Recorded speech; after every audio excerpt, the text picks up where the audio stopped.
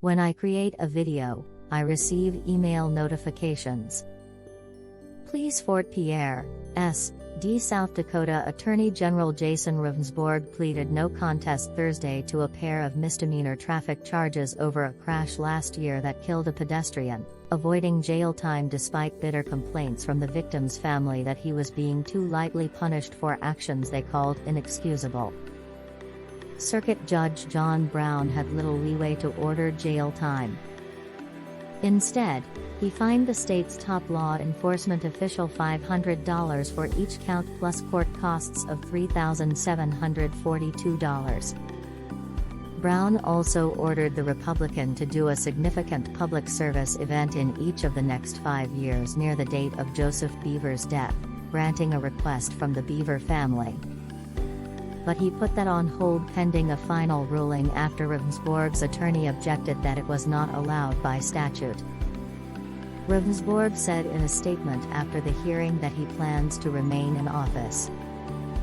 The plea capped the criminal portion of a case that led Governor Kristi Noem, a fellow Republican, and law enforcement groups around the state to call for his resignation. But he still faces a likely lawsuit from Boever's widow and a potential impeachment attempt.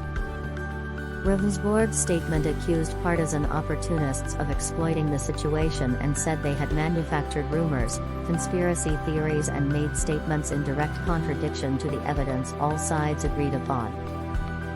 Noem, in a statement afterward, pushed the legislature to consider impeachment and said she ordered the House Speaker be given a copy of the investigative file.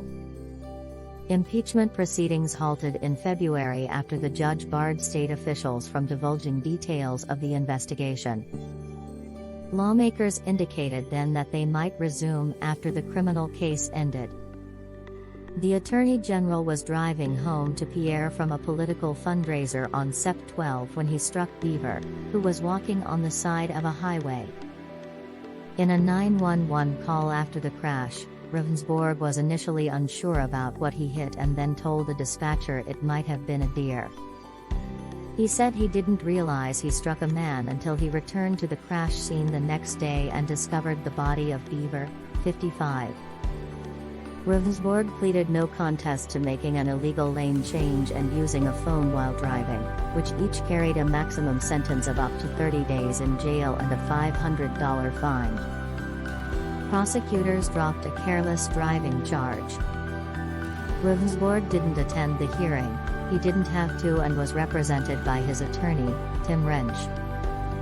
That angered Boever's family. Why, after having to wait nearly a year, do we not have the chance to face him?